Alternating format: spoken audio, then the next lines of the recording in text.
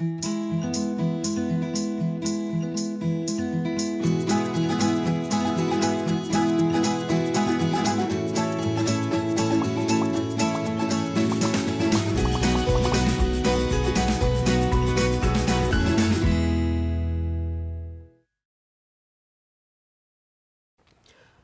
et bienvenue à votre émission Accès MRC, une émission où on parle de sujets importants pour la MRC Maria-Chapdelaine. Maintenant que les élections sont terminées, on va changer un peu de sujet, mais on va rester quand même dans l'organisation municipale. Avec nous cette semaine, on a M. André Côté, greffier de la ville de Dolbeau-Mistassini et directeur des élections. Bonjour M. Côté. Bonjour. Ça va bien? Oui, vous de même. Ben oui, ça va très bien. M. Côté, avant qu'on commence à parler de ce que vous faites, on aimerait savoir qui vous êtes. Pour les gens qui ne vous connaissent pas, c'est qui André Côté? C'est quoi votre parcours, vous, dans la vie? Moi, André Côté, je suis né à Jonquière. OK. Ma conjointe aussi, on est né à Jonquière. Je suis arrivé ici, moi, en janvier 88. Ma formation, j'ai une formation d'avocat. J'ai fait mon cours en droit. J'ai fait aussi un certificat en administration. Il s'est ouvert. Je travaillais au ministère de la Justice. Je disais que dans le temps, j'étais un vieux permanent, mais temporaire. OK. Il s'est ouvert un poste ici. Le poste a été affiché. C'était pour un emploi de 6 mois, un premier contrat de 6 mois, renouvelable par la suite avec un autre 6 mois et par la suite possibilité de demeurer à l'emploi. C'est qu'à ce moment-là, c'est que le directeur général d'antan, lui, avait pris un an sans ça. Le greffier avait postulé sur le poste de directeur général. Et comme, dans le fond, le directeur général pouvait revenir, c'est pour ça qu'il avait fait 2 blocs de 6 mois. Okay. Et après ça, il y avait une possibilité de rester permanent ou pas. Et comme vous devez vous en douter, le directeur général n'est pas revenu. Donc, je suis resté ici à l'emploi depuis 5 janvier 88. Donc, vous êtes maintenant un Dolmissois d'adoption. Oui. Bien implanté dans le milieu. Exactement ça. Et mon intention, soyez assuré que quand je vais prendre ma retraite, je reste ici à Dolbeau-Mistassini. Je ne quitterai pas. Vous aimez ça? Oui, c'est officiel qu'on reste ici. Bon, parfait. C'est le fun à entendre, ça, parce que c'est un beau milieu de vie. Là. Même moi, j'habite à l'extérieur, je reviens ici toutes les semaines parce que j'aime ça, puis je suis attaché à... On a tellement de belle qualité de vie ici à Dolbeau-Mistassini. On a tout. On est près de la forêt, près de la rivière. On peut tout faire. On a un hôpital, un club de golf, un centre de ski. Pourquoi aller ailleurs? Clairement. Et là, vous êtes greffier pour la ville de Dolbeau-Mistassini. Oui, exactement ça. Okay. Bon, un greffier, ça fait quoi? Ça fait quoi? Parce que j'ai l'impression que vous touchez un peu à tout, mais en même temps, vous êtes un peu effacé. C'est comme ça qu'on doit être un greffier. On doit être, je dirais, vraiment apolitique, parce qu'on côtoie vraiment des politiciens. On vit avec les politiciens. À tous les lundis soirs, on est toujours en réunion avec le conseil de ville. Okay. Je vous dirais peut-être pour figurer un greffier, c'est quoi? Je vous dirais... Dans un entonnoir, il y a un petit trou. Je suis le petit trou. Ce qui veut dire tout ce qui se passe dans la ville, ça aboutit nécessairement sur mon bureau. Okay. Tout ce qu'il y a de décisions à prendre. On est au courant de tout. On est au courant de tout et on est au courant de rien parce qu'on possède l'information, mais on ne peut pas la divulguer puisque c'est des informations confidentielles, sauf à partir du moment où le conseil statue par résolution. Là, à ce moment-là, l'information peut devenir publique. Toutes les informations qui sortent, vous, ça fait un bout, vous les savez. Oui, oui, c'est évident qu'on sait. C'est comme un agent secret. Exact, si on veut. Si on veut, comme un agent secret. Parce que tout ce que le conseil de ville fait, ça passe nécessairement par le greffier, parce que le greffier, c'est lui qui doit voir à ce que les décisions du conseil se prennent de façon légale. Donc, on a un procès-verbal à faire. Il y a toujours des particularités, des précisions à faire, dépendamment si c'est un règlement d'emprunt qu'on adopte, il y a des journées d'enregistrement à faire. Si c'est des modifications des règlements de zonage, on adopte un premier projet, un second projet, il y a des avis publics à faire. C'est vraiment c'est un job très, très, très cartésienne parce qu'on a toujours des délais à respecter, des avis publics à rédiger, de la façon de faire pour ne pas se tromper parce que si on pose des gestes de façon non correcte, on peut faire casser les décisions, les décisions du conseil. Fait que c'est très technique. Vous devez être certain que vous respectez la loi en tout genre. Mais on le voit là, en ce moment, mettons, le gouvernement au Québec a passé un projet de loi, puis là, il est devant les tribunaux parce qu'il est contesté. C'est un peu pour éviter ça. Exactement ça, effectivement. Puis y a-t-il des moments où vous dites au conseil de ville, non, allez refaire votre travail parce que ça ne fonctionne pas? C'est plutôt quand on est à l'interne, mettons, le conseil de ville voudrait prendre telle décision. Bien, on peut dire légalement, on ne peut pas prendre cette décision-là parce que on est vraiment encadré dans les décisions qu'on peut faire. On ne peut pas subventionner des entreprises de façon aléatoire. Il y a toujours des choses à faire, à respecter, des choses qu'on ne peut pas faire. Dans la loi, c'est prévu. Depuis que vous faites ça depuis 88 à aujourd'hui, est-ce que le cadre légal, on parle beaucoup qu'il y a beaucoup de reddition de comptes, qu'il y a beaucoup de règlements. Est-ce que c'est pire qu'avant? Le cadre légal change toujours. Comme là, dernièrement, il y a le projet de loi 122 qui a porté plusieurs modifications. Donc, il y a toujours des contraintes. On est toujours encadré. Exemple, là, maintenant, on ne pourra pas adopter une résolution avant que les élus aient eu les documents 72 heures avant. OK. Avant, c'était pour ça que tu pouvais remettre le document juste à la dernière minute et adopter ta résolution. Maintenant, ils viennent de modifier la loi pour dire, ben regarde, tes élus doivent avoir le document 72 heures minimum avant de pouvoir adopter ta résolution ou adopter ton règlement ou faire tel geste. Ce qui semble sain comme procédure aussi. C'est pour éviter, parce qu'il y a des endroits où, mettons, quand tes conseillers sont dans l'opposition, des fois, les élus pourraient dire, ben regarde, eux, s'ils sont dans l'opposition, tu leur donnes les documents à la dernière minute. Oui. On l'a vu à Saguenay dans le dernier mandat. Effectivement. C'était reproché. C'est ça. Fait que donc, c'est pour ça que là, ils ont modifié la loi pour justement mettre ça comme obligation. Mais cette obligation-là de 72 heures, il y a toujours une exception. En cas d'urgence, bien, c'est sûr qu'il y aura toujours la notion de 72 heures ne devra pas être respectée. OK. Donc là, il y a toujours ça, exactement ça, c'est ça. Et puis, est-ce que vous avez votre mot à dire? Dans le sens où, je sais que c'est pas vous qui prenez les décisions, mais par exemple, on vous propose quelque chose et vous connaissez le cadre légal, et là, vous dites, ça peut pas marcher, mais si on prenait cet angle-là, ça peut fonctionner. Oui, effectivement, ça arrive. Oui. Et maintenant aussi, au niveau de la Ville, nous autres, on a tous des sommaires décisionnels. C'est que chaque chef de service fait un rapport qui est soumis au conseil à l'attention avec les recommandations. Et ce document-là sert, dans le fond, de modèle pour une résolution. Okay. Donc, on prévoit vraiment tout ce qui doit être dans une résolution est mis dans ce document-là qui sert aux élus pour prendre une décision vraiment précise et encadrée. Est-ce que des fois, parce que des décisions se prennent souvent, quand ils sont au conseil de ville, les décisions sont déjà prises, mais donc vous travaillez beaucoup en aval? Effectivement. C'est que le conseil de la façon de faire, c'est qu'on est toujours là, on a toujours, mettons, une soirée de rencontre où on peut rencontrer des groupes ou des individus. Par la suite, l'autre séance d'après, c'est une soirée qu'on appelle d'orientation et préparatoire. Okay. C'est à cette séance-là que, logiquement, que les élus prennent connaissance des décisions qui devraient être prises publiquement la semaine d'après.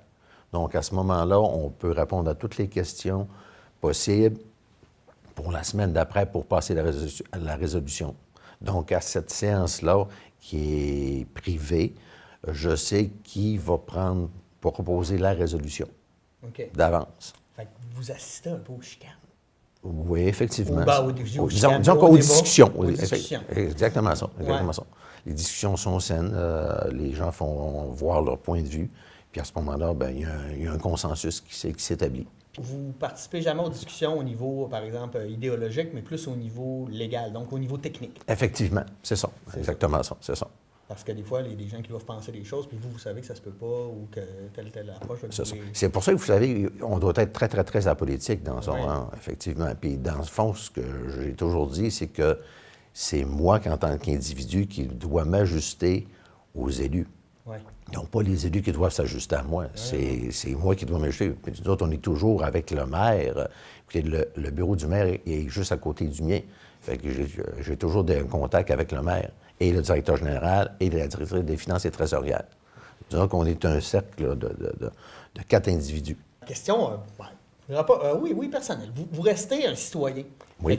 Mais vous devez, dans votre travail, être apolitique. Oui. Mais vous avez certainement des opinions. Est-ce que c'est difficile d'être toujours apolitique? Est-ce que vous avez le goût, des fois, de peser sa pédale ou de dire quelque chose? Je sais pas. C'est sûr que des fois, on aurait le goût de le faire. Ouais.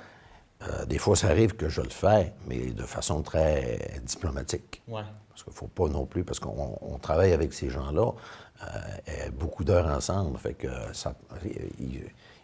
il faut avoir une belle chimie entre les gens.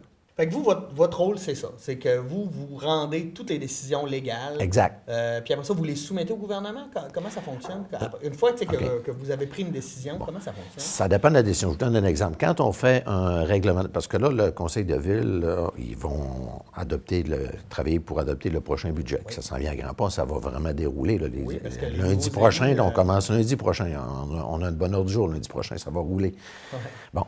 Mettons, quand le Conseil de ville va avoir décidé du règlement du budget, je vais devoir, suite aux décisions du Conseil, adopter des règlements d'emprunt pour faire exemple des travaux, mettons des travaux d'infrastructure, par exemple. Donc, ce règlement-là, je vais rédiger le règlement.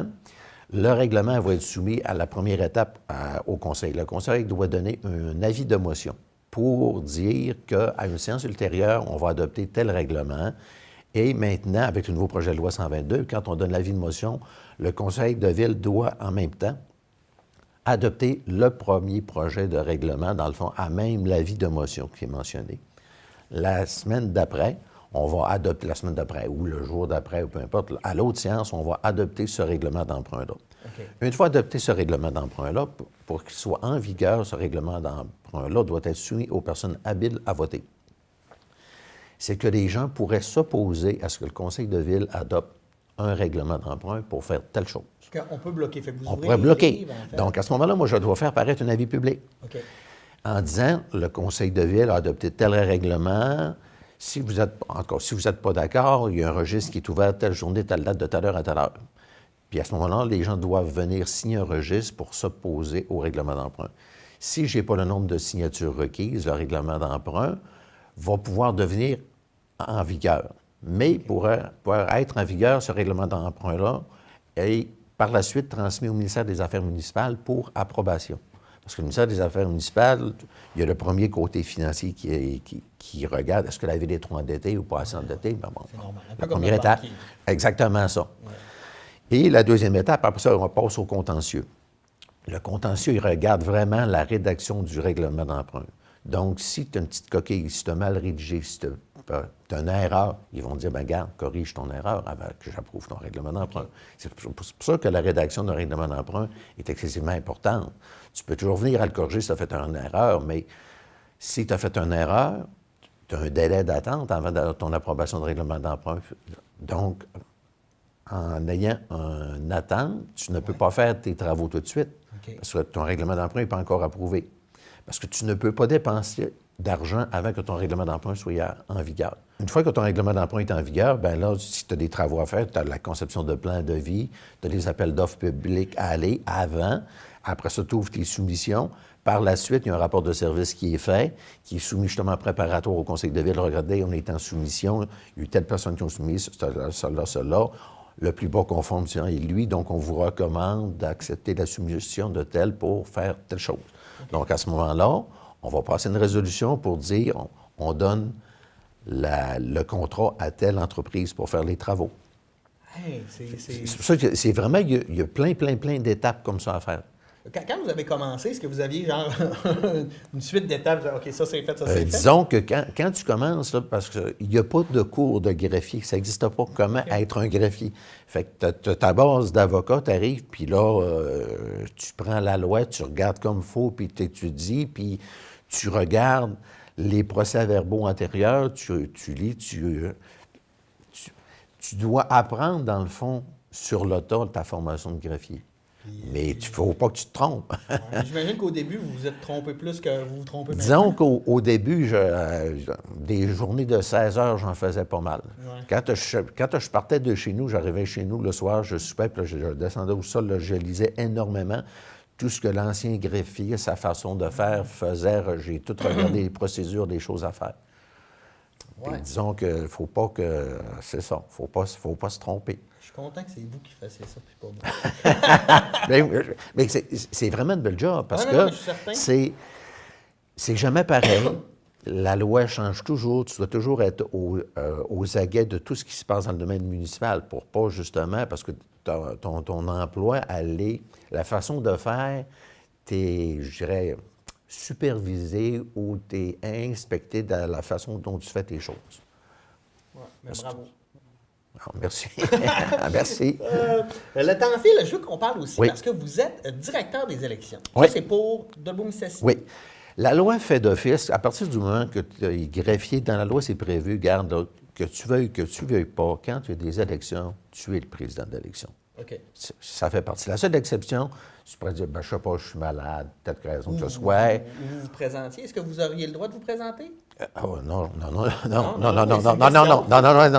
je peux pas me présenter, non. C'est carrément prévu dans la loi OK. que je dois être, dans ce processus-là, vraiment très, très, très, très apolitique. Je ne peux pas faire quoi que ce soit d'appui à un candidat, quel que soit. Non, c'est vraiment, là, c'est... Oui, bien nous, on a fait ça aussi, là. Pas d'appui. Pas d'appui, on essaie de c'est rester vraiment... neutre pour- Nous autres, on doit être totalement neutre. OK. Donc, quand les élections arrivent, l'important d'un président d'élection, c'est pas le président, c'est son équipe. Parce que je peux vous dire que, un peu comme au hockey, si le coach a bien beau être bon, mais si les joueurs sont pas là, ça ira pas bien. Bien, un président d'élection, ça te prend vraiment des gens sur lesquels tu dois t'appuyer.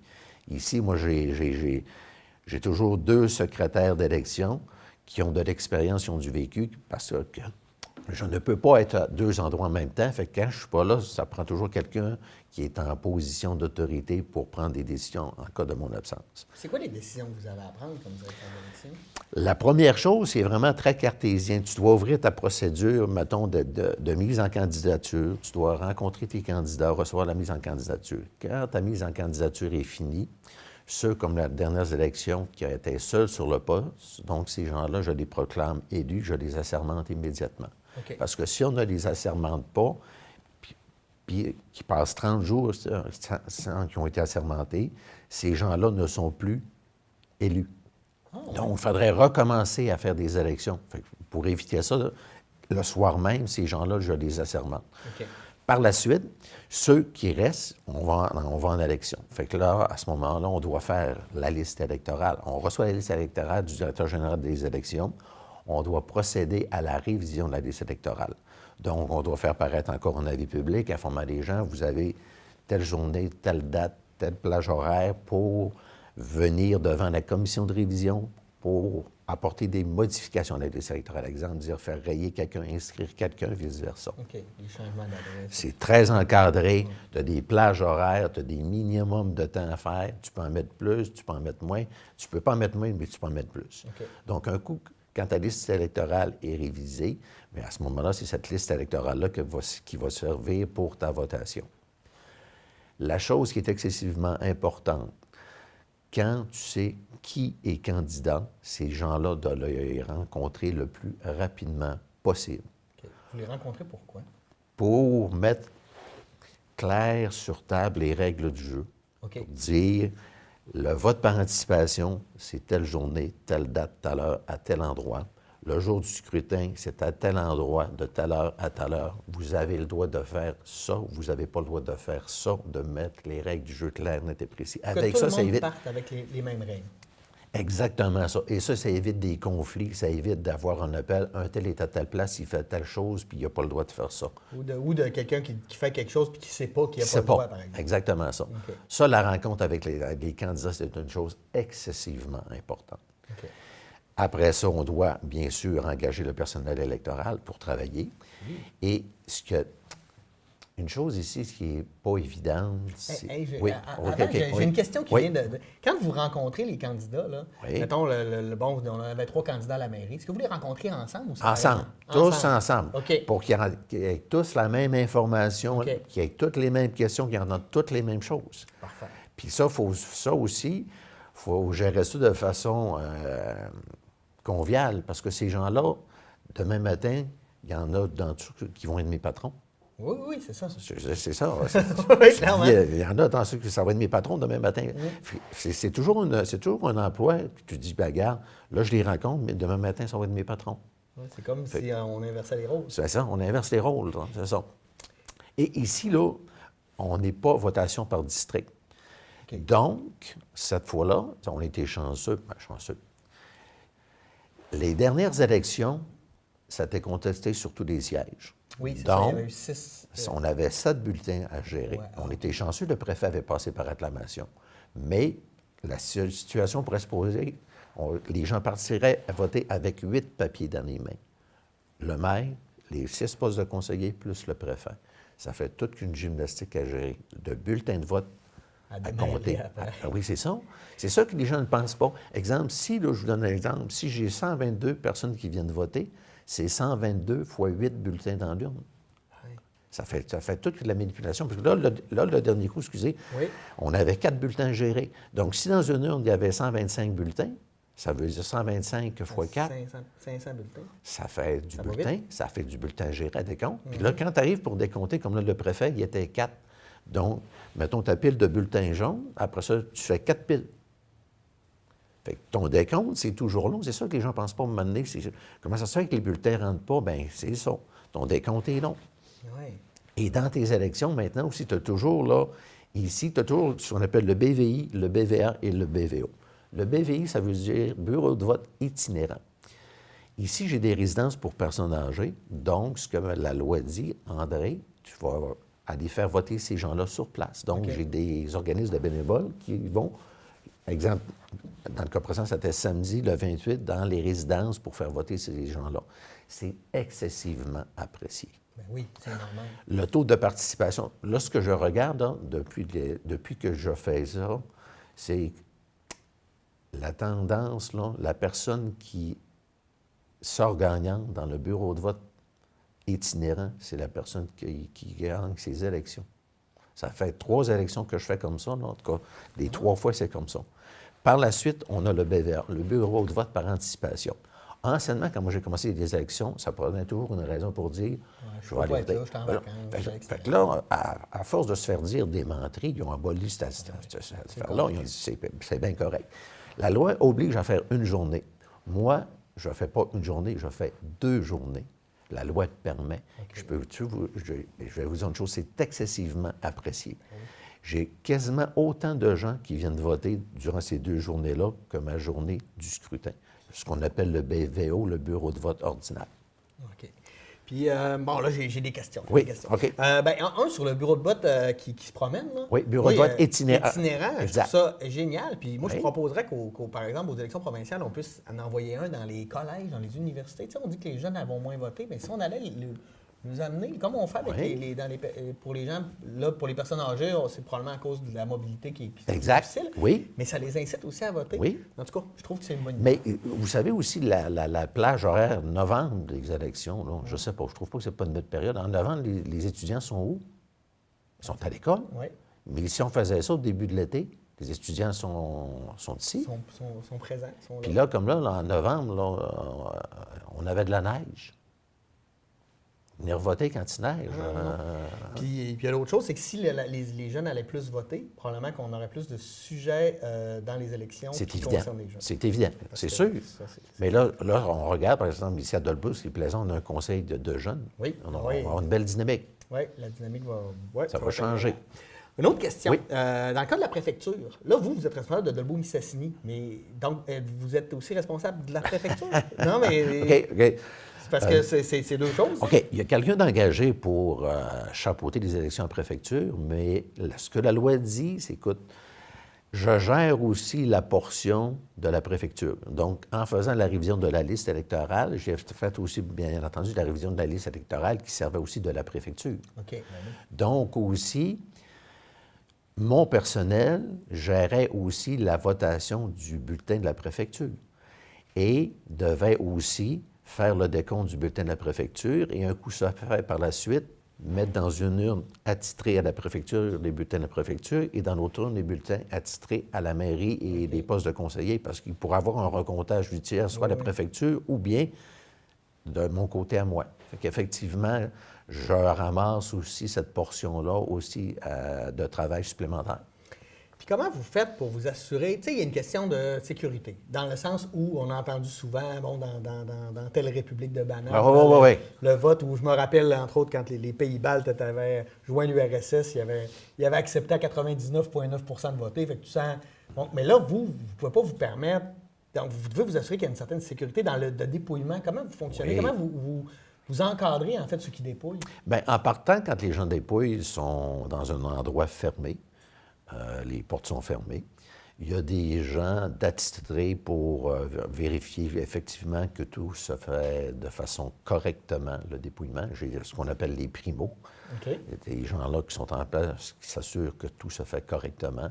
S'il y en a des fois qui ont besoin d'aide, justement, le secrétaire d'élection, le président d'élection peut aller donner un coup de main, donner des directives, comment procéder pour justement le dépouillement, pour éviter justement qu'il y ait des choses non correctes.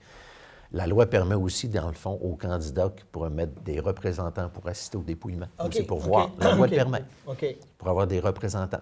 Comme ça, on s'assure. On au s'assure moins que, c'est ça. Ouais, ouais, Mais vous parfait. savez, frauder, quand il y a beaucoup de gens qui travaillent, ça serait difficile de frauder parce qu'à un moment donné, quelqu'un pourrait voir, bien, regardons, ce qu'il fait là, c'est pas correct. Ouais. C'est, Non, mais c'était juste la question de. Ouais, ouais. Tu sais, je le sais qu'il n'y a pas de fraude, mais je veux dire, il faut qu'on s'organise aussi pour qu'il n'y en Oui. ait pas. Donc, il y a un certain niveau d'encadrement qui doit être Et nécessaire. ce qu'on facilite aussi la chose, c'est qu'on prend des bulletins de vote de couleurs différentes. Exemple, le préfet, c'était jaune, il y en a un autre qui était bleu, il y en a un autre qui était vert, il y en a un autre... Quand on veut faire le dépouillement, c'est plus facile. S'ils sont tous de la même couleur, ça deviendrait vraiment compliqué, là. Oui, Ça clairement. deviendrait vraiment compliqué. Fait qu'au moins, tu peux faire une pile de jaune, une pile de bleu, une pile de vert. Puis après ça, tu fais ton décompte avec juste tes jaunes, juste tes verts, juste tes bleus, pour justement éviter de qu'on se trompe ou par mégarde dans... Et là, êtes-vous le premier à avoir les résultats? Tu sais, que Oui. vous ramassez les résultats de tout. Oui. Et là, qu'est-ce que vous faites avec? On s'assure d'une part que ça balance, les chiffres balancent. Puis à ce moment-là, bien, on rentre les résultats au fur et à mesure. Ça, c'est sur le site du DGE, du directeur Non. général des élections, non? Ça, je le fais par après. Moi, j'avais un logiciel qui affichait justement, on voyait des visages des candidats, puis on rentre les résultats sur chaque poste. Comme là, dans le cas présent, j'avais le poste du BVI 1, 2, 3, 4. Après ça, j'avais le A1, A2, A3, les anticipations. Après ça, j'avais mes 35 sections de vote à rentrer. OK. Après ça, ça compile. Ça faisait 51 sections de vote dans le fond à rentrer. OK. Puis quand vous avez ça, à qui vous les donnez en premier, les résultats? Je les donne à la personne qui est juste assise à côté de moi, qui rentre les résultats à l'écran. OK. Puis ça s'en va directement Instantanément, ça OK. affiche directement. Puis là, cette année, les gens pouvaient aussi consulter via Internet dans Oui, leur c'est ça. propre résidence les résultats. Ah, c'est Exactement génial, ça. Puis cette année, on a organisé avec la télévision une soirée Oui. des élections. Comment Oui. vous avez trouvé ça? Extraordinaire. Ouais, hein? Ah non, c'était extraordinaire. Ça amené fait la démocratie ça au fait niveau une des belle gens. chimie. Ça fait Ouais. une belle chimie. Franchement, c'était bien, ça. Ça va être à refaire, je pense, dans 4 ans encore. Oui. Ah. Bon, ben, merci. Hey, c'est déjà terminé. Ça Déjà? va trop bien. Ben oui. Écoutez, merci infiniment, M. Côté. C'est très agréable. Bien technique. Je suis content que ce soit vous qui faisiez ça. Vous avez l'air de bien connaître vos cadres. C'était ma 12e élection. 12e? 12e, ça passe. Ça donne. C'est pour ça que j'ai des cheveux blancs. Ah oui, mais j'en ai aussi. Là, mais j'en ai. Hey, merci infiniment. Ça fait plaisir. Hey, c'est très utile ce que vous faites et très apprécié. Merci à vous d'avoir été des nôtres et nous, on se dit à la semaine prochaine pour une nouvelle édition d'Accès et merci. Bonne semaine.